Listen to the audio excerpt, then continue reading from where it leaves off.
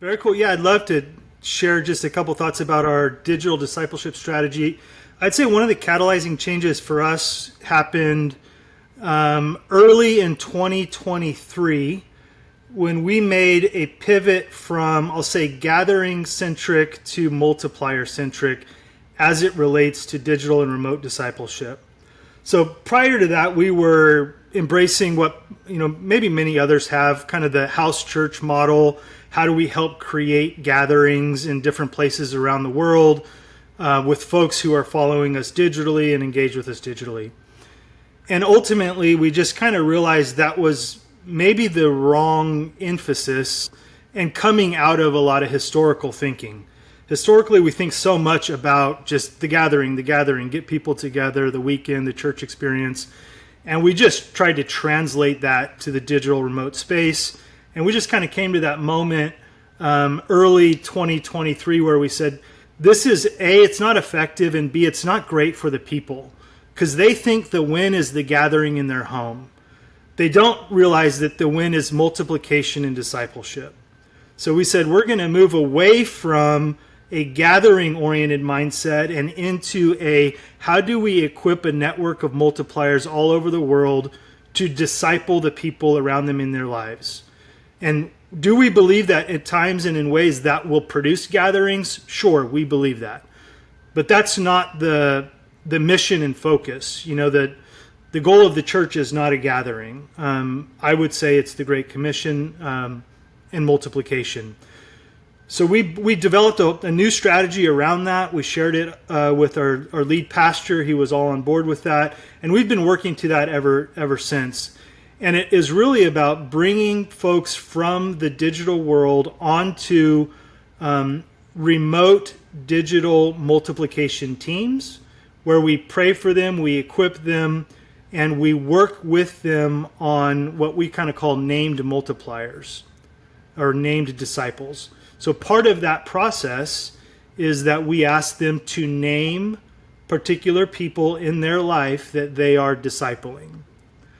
And they don't have to be gathering with them in their home or gathering with them in the clubhouse of their apartment complex. They need to be meeting with them regularly and discipling them. So we're looking at online multiplication teams that someone would be in for a long period of time, maybe a lifetime. That's the team that's oriented around equipping and supporting them for the work of discipleship. But then in person, in real life, discipleship that they're doing with someone that they can name. And that can begin anything from, God, help me begin to notice people, help me begin to pray for people, help me know and understand when to have a conversation with someone, help me know and be equipped to walk them through a faith journey, a conversion experience, discipleship, so forth and so on. So in that way, we're looking to kind of unlock a network of multipliers all over the world rather than try to create a bunch of gatherings as the end goal. I would say we're through about our third cohort of multiplication teams, leading into kind of identifying the disciples and the disciples that they're working with in their lives, and it's growing, it's gaining steam. I wouldn't say we've figured it all out for sure, but I would say that was the pivotal moment for us. A change in mindset from a historical thinking, how do we reproduce gatherings around the world, to how do we create multipliers and disciple makers around the world. Brian, that is so incredible. If all of this were in person, you would be like in the top 1% of churches already in terms of such a razor clear discipleship focus. But yet, you're doing this online as well. So how do you take the person who's tuned in online for whatever reason, however they got connected to Sandals, let's say it's not someone who's a regular in-person attender, how do you take that person and give them the vision, the steps to be anywhere close to the pathway that you're describing?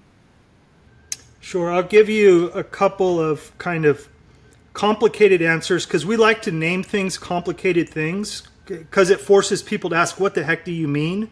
Rather than assuming what you mean.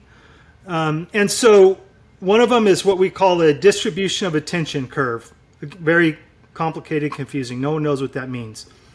But we pay a lot of attention to the people that we're reaching with, I'll say, funny clips from sermons. So that's kind of top of the funnel. How are we interacting and mixing with culture?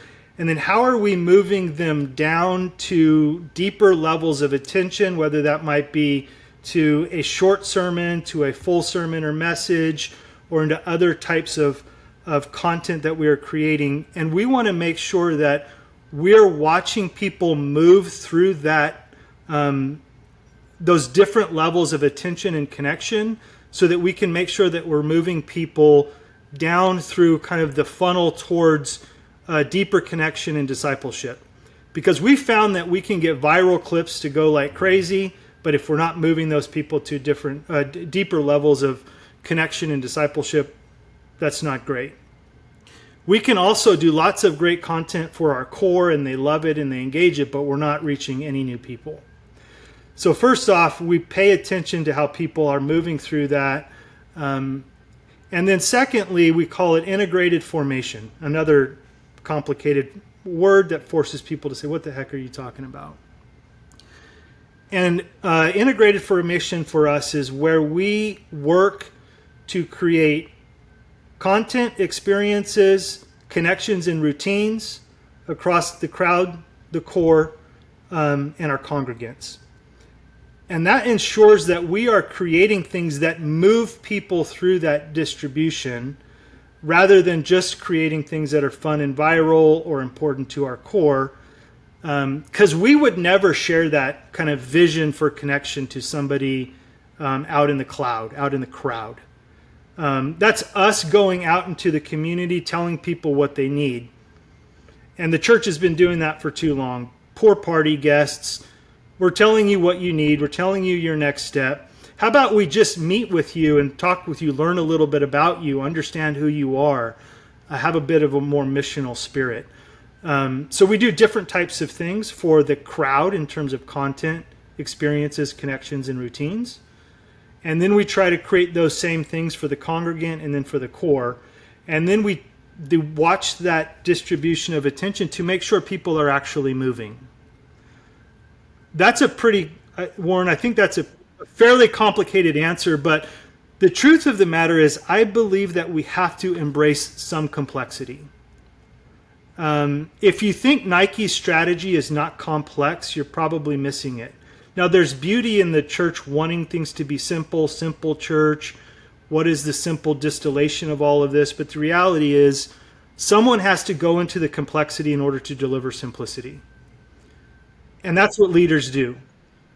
And we have embraced that. We've built something that's fairly complex so that we can actually move people into discipleship. When Nathan was chatting with me about your model, he used Tesla as an example that you're kind of building for the future of an EV, but dealing with reality of a gasoline-powered world and service stations and the like. Do you feel that tension at Sandals of we're aiming at this, it doesn't exist yet in light of this world? Is that a navigation that you're struggling with or that you're aware of? Oh, 100%, Warren. The dual imperative, yeah, 100%. I would say a big portion of my time as the team builds and executes our digital discipleship strategy, a big portion of my time is that internal change management around the dual imperative, which is helping our church to see and understand that if we continue to simply reach back to the past for tools and solutions, we will slowly plateau and decline. A church that is known for the current thing or the last thing is not a church that's growing and thriving. You've got to figure out how to be known for the next thing. Nobody wants to be the Crusades church anymore. but what is the next thing to be known for? And I think that's buried inside of the dual imperative. We've got to do the thing that matters today while we experiment and discover what will help us be relevant in 10 years. And that type of work requires adaptive leadership. And I would say the last 20, 25 years of the church has bred technical leaders, not adaptive leaders. And so a big part of my work and role at Sandals is the internal change management around how can we embrace adaptive leadership? How can we, I'll say, navigate the personal implications of, am I a technical leader? Can I be an adaptive leader? So that we can ensure we're doing the work that helps us be relevant in 10 years. And it is uniquely, maybe not super uniquely, but I think it does affect churches like Sandals living in California, maybe a bit more so. We're maybe a bit on the front end as I've listened to lots of other churches versus a church in Tennessee or Texas or Florida where it seems the old playbook will continue to work for a season there. And I don't mean that to be critical. I think our churches need to minister to the communities that they're in. But in a community like Sandals, where the culture around us is no longer creating a gravitational pull towards the church, we've got to be ready to be a bit more forward-thinking a bit sooner. So yeah, that's that kind of concept of Tesla in 2012 when they dropped the first production Model 3.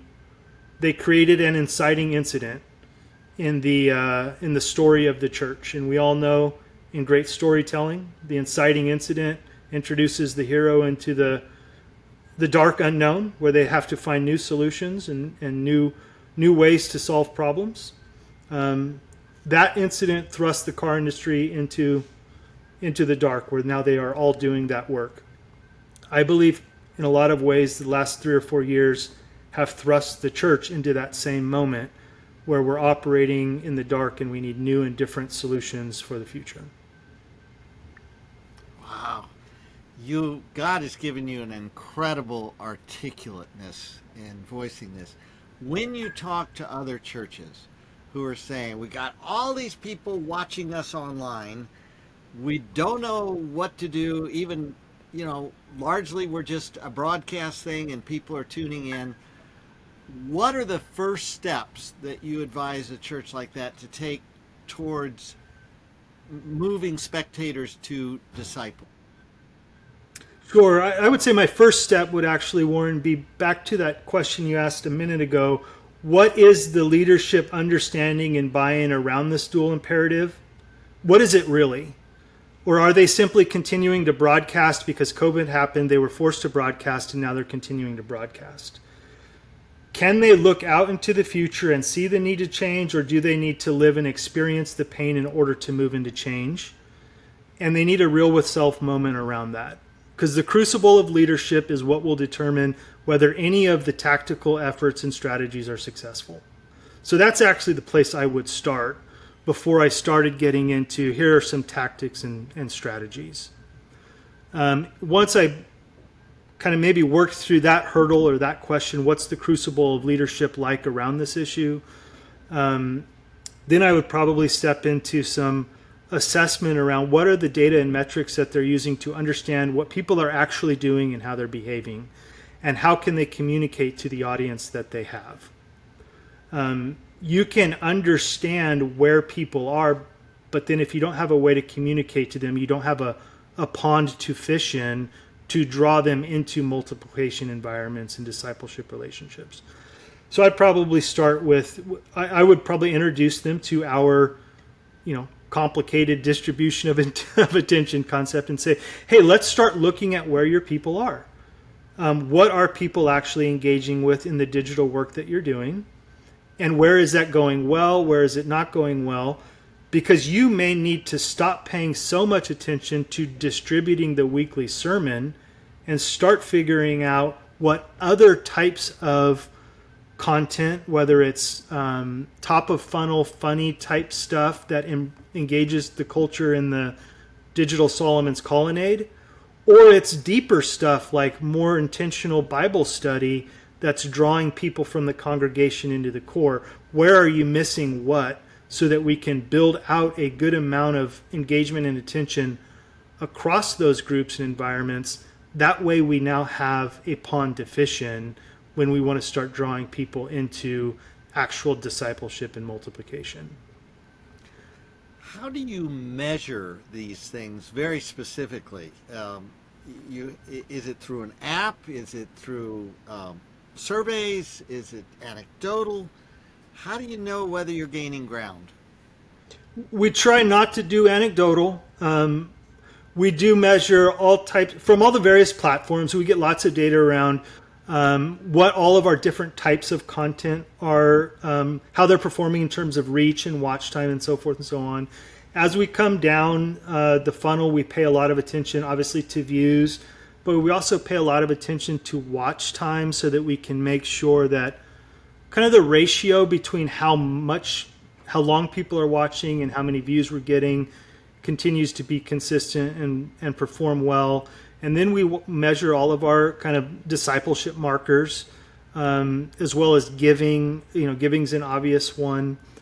I'm staring right now literally at our digital reach report, where we measure so many of these things. And then we literally graph them. Our distribution of attention curve is literally a graph, where we measure what does reach and watch time look like at the top of the funnel. How is that translating to middle of funnel content and experiences, whether that's short sermons,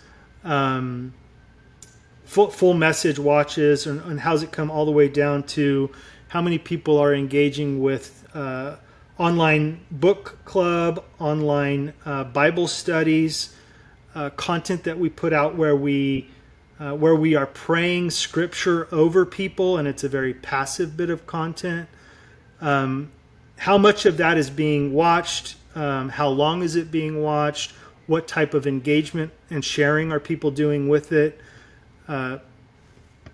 Again, a complicated answer, but I think there's a degree to which simple church is going to have to learn to embrace some complexity in order to deliver simplicity. And we want our disciple makers and multipliers to experience something simple because we have gone into the complexity.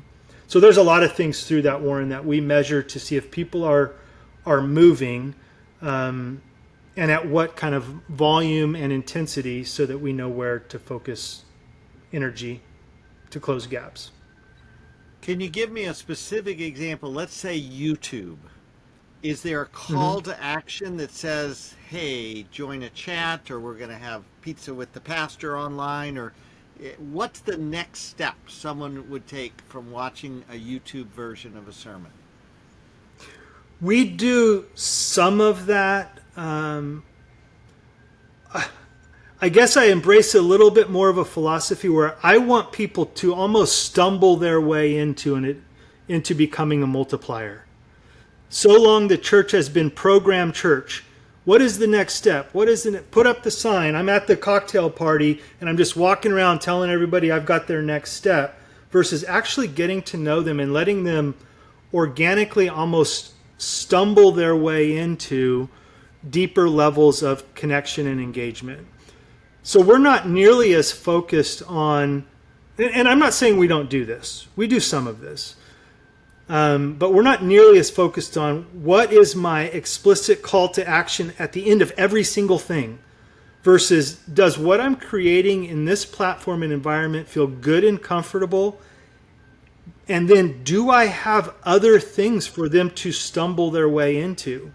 Because people who are curious and exploring will do that without me having to say, you watch this TikTok clip, now your next step is to come over to this YouTube short, and then your step after that is to do this, and then your step after that is to start giving, and then after you start giving, you work to a tithe, and then after you tithe, biblical generosity includes giving to missions. Like, they don't need all that. Like, I think that's maybe an drawing back to some older, effective at the time, church program thinking, whereas if we fill more of those levels with comfortable things they can organically move through, we'll see them we'll see the curious move through it, which is also a bit of a pre-qualifier to some degree.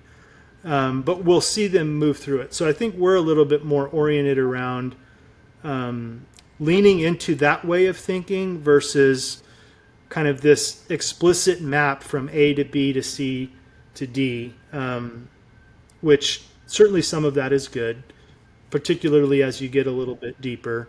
But I don't know if people really want the church to grab a hold of them and drag them through as much as they want to be allowed some room for curiosity, exploration, a comfortable Solomon's colonnade.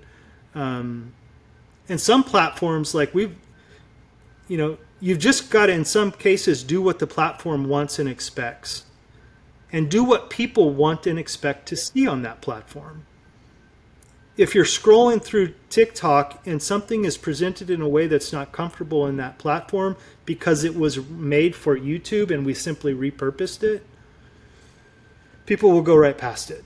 So, long answer to a short question, but that's where we lean, at least in our thinking and our effort.